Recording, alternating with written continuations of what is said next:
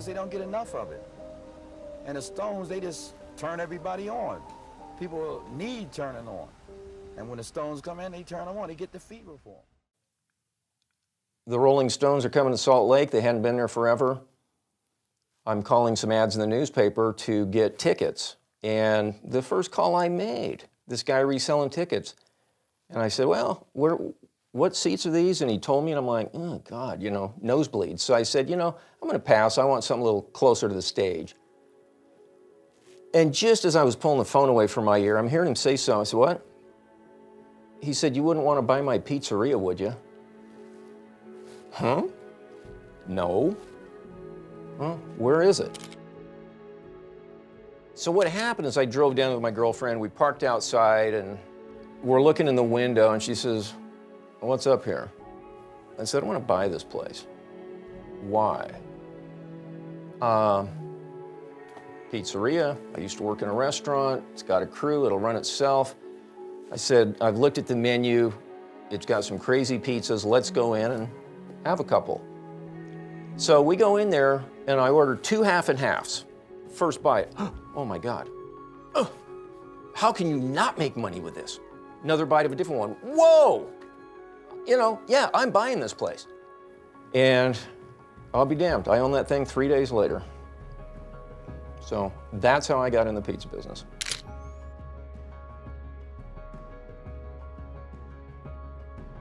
The epiphany, from a marketing standpoint, was if somebody held a gun to my head and said, Kamron, you've got to get one new customer to come in here today and buy a pizza at full price. And so that set the stage. I had to sell the pizza. I had to tell people why it was so good, why they were paying more for it. And I can't discount it, but I can do a value add. So I'm going to give them something when they come in and buy a pizza at full price. I'm not even talking about price. Next thing that I put in there that just scares the shit out of people, I guaranteed the experience. You be the judge. If this isn't the best pizza you have ever had, I will give you your money back, every penny.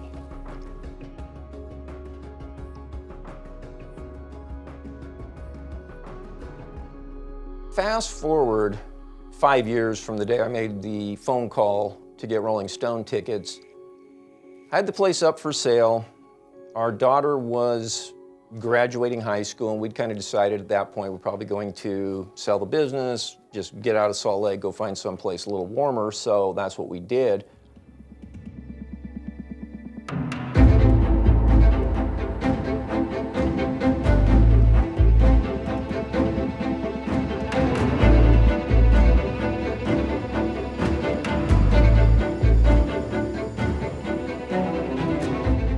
I was burned out from the boat business. We didn't realize the economy was going to crash like it did.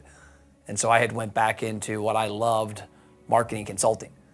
I loved helping businesses break down strategy and put in place tactics that were going to help them get to the end goal. I saw from my past selling radio advertising that none of them had a clue what the hell they were doing. And especially in 2008, I was already on to Facebook. We were doing a lot of stuff in email marketing. We were highly visible in chat rooms, which were a big thing back then. And when I started talking to friends of mine in the small business world that used to be radio clients, and they were all still doing the same shit, radio advertising, direct mail, the yellow pages, the same commercial copy they had been running for 2 or 3 years. And I got the opportunity to show them what the digital world was about. And they had already seen the Cincinnati Enquirer and Business Courier publish articles about how our mom and pop boat dealership was doing what Procter & Gamble was doing on the internet. So I had some credibility there. And I wanted to start something that, oddly enough, was just me. I didn't want any employees. I knew we were exiting the boat dealership. We thought we were going to exit it with about $1 million each in our bank. And then the recession smacked the shit out of us, and we each lost about $1 million, to where my dad had to start over. I was fortunate, I had already started over. But I got to get into the business I loved, which was helping people. I understood marketing and sales at a deep level. And most of the people I knew in the small business community didn't.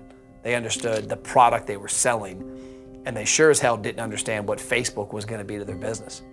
One of my first memories of this journey was a guy named Adam Perkins, who owned a a company called Masterpiece Audio Video. They did home theaters, high-level entertainment systems for businesses.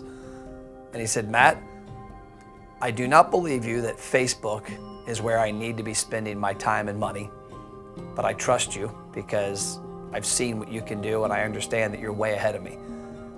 And that was what resonated through a lot of the business community. So as 2008 turned into 2010 to 2012, all the relationships I had built in the community were like, hey, show us this Facebook thing. I am in the beer garden at Hofbrauhaus Pittsburgh, and I'm answering a question I get from a lot of restaurants with regards to what's better, an offer or a discount? And Hofbrauhaus was one of my first bigger clients. They were spending $1 million to $1.3 million between them in Columbus, Pittsburgh, and Newport, and weren't really leveraging digital marketing.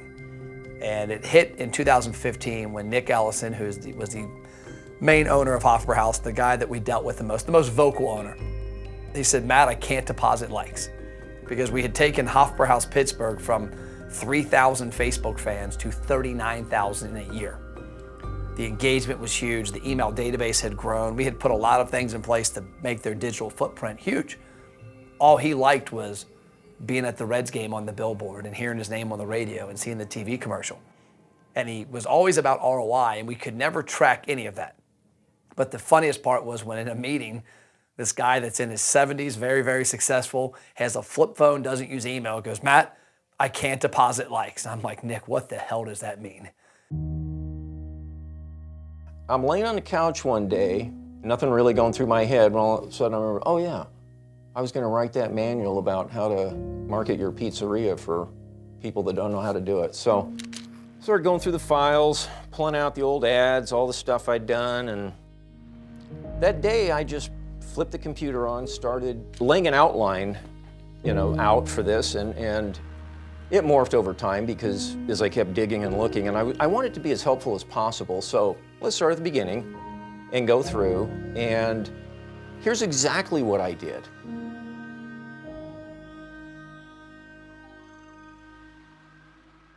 And what really hit was I started to think about how could I prove it? And this was back in the day of bring this post in and show it to get XYZ, because no technology existed. I said, okay, Nick, give me a little rope. Give me enough rope to hang myself. He goes, what do you mean? I said, well, 2 weeks is National Pretzel Day, big American holiday. It was on a Sunday. The beer gardens were slow. It was April 26, 2015. And I said, let me do a promotion, half off pretzels and beer cheese. Their #1 P-Mix item, 3 pretzels, little thing of beer cheese, delicious.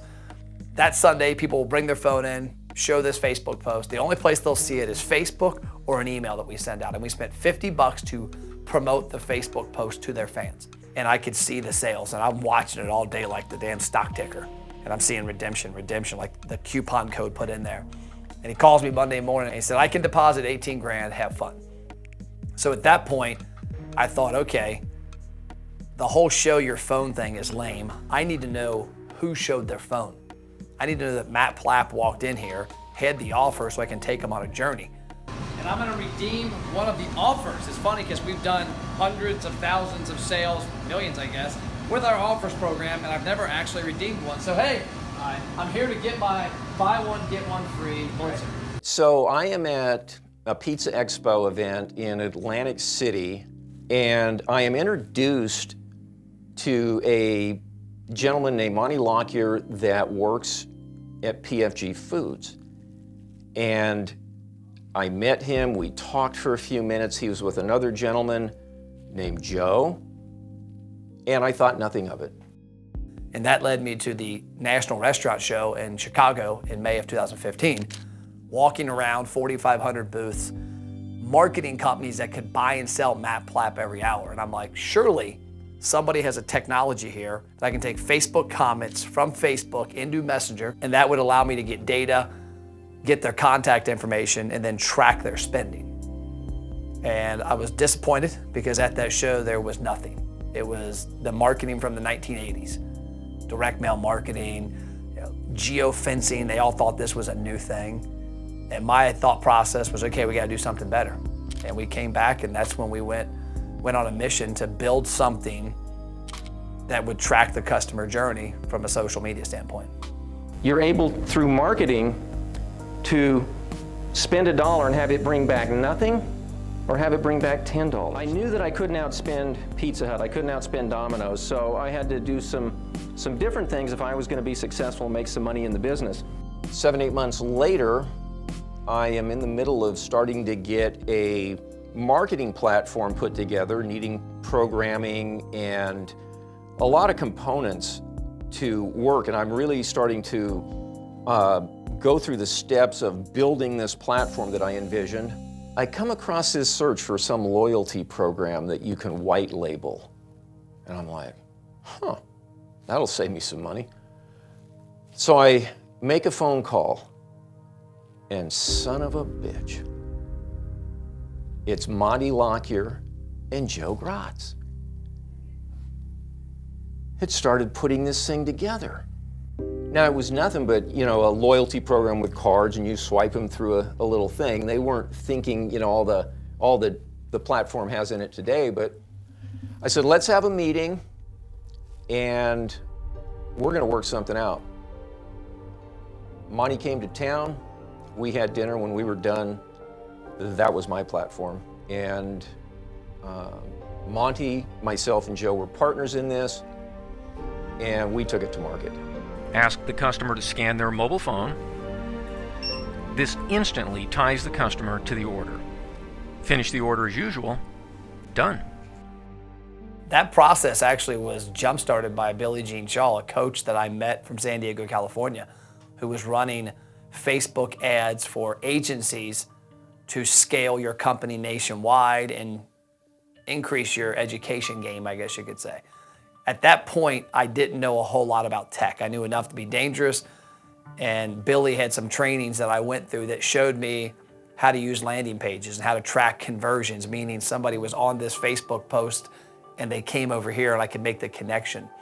And so that just led me down a rabbit hole of learning about a product called Zapier that allows you to connect things. And Zapier was a really cool find for me because I'm looking at their Facebook page, and I'm looking at this landing page, and I'm looking at their website, and I'm seeing, man, I can tie these people together. I can use Zapier to connect things that don't normally talk to each other.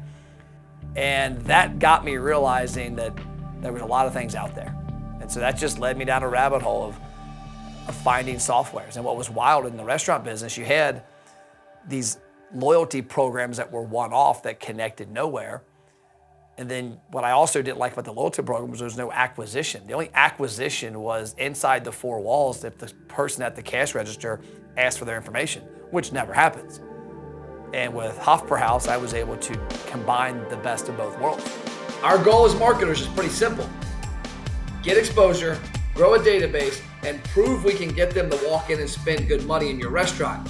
After that, it's your experience, your menu, the marketing, the engagement. Things after that are what bring them back.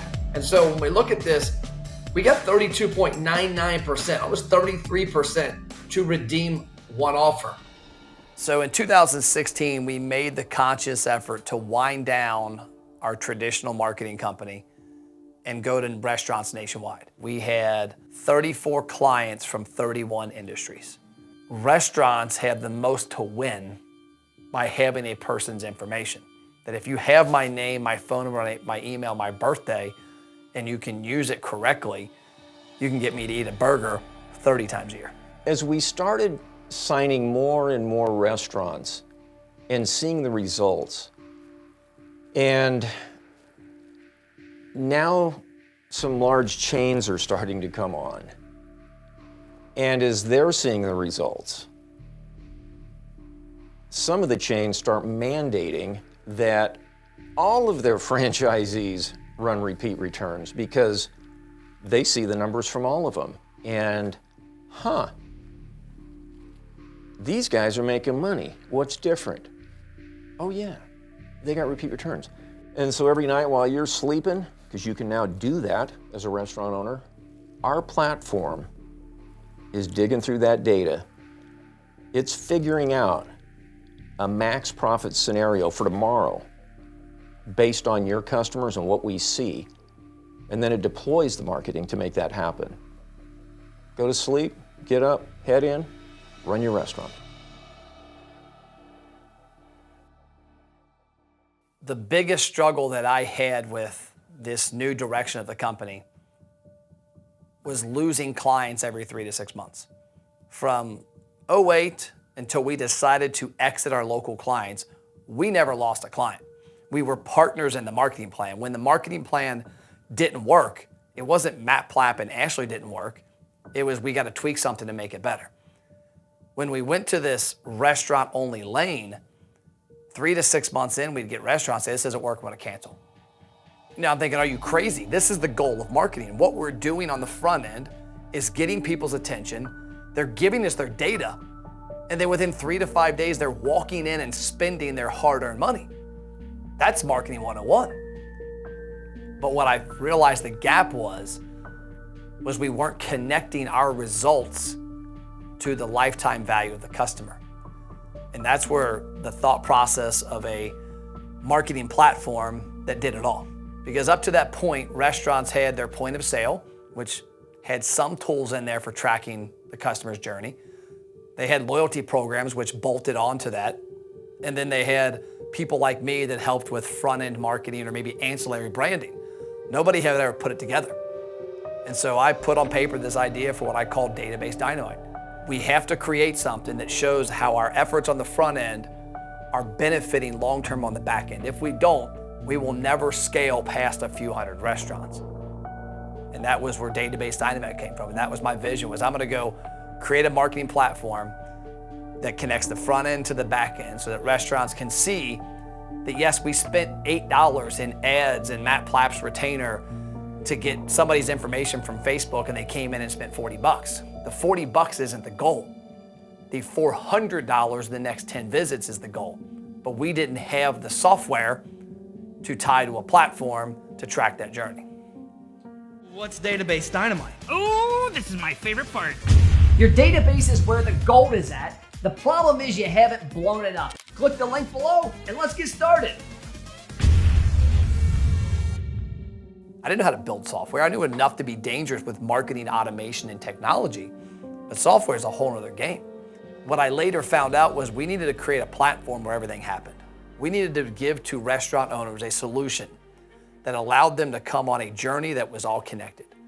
And that was where looking for a product that was already developed came from. Out of the blue, my friend David Scott Peters calls me. He says, I'm having one of my coaching events in Las Vegas. Why don't you come over? There's this guy I think you might want to meet. Okay. And I'm doing my presentation, and I see this guy walk in, and I knew who he was. I had never met him. Walked in. There was some dude on stage. It wasn't David. I saw him standing over there. I just kept doing my thing, but the whole time I'm wondering, why is Cam here?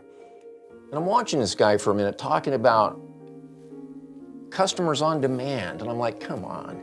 Kept coming back to the software, and I saw Cam back there, and I knew about repeat returns. We had clients that used it. I didn't know everything that was under the hood.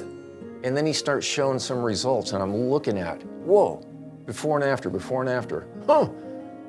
So I get off stage, and David's like, hey. This is the guy I wanted you to meet. I'm like, no shit.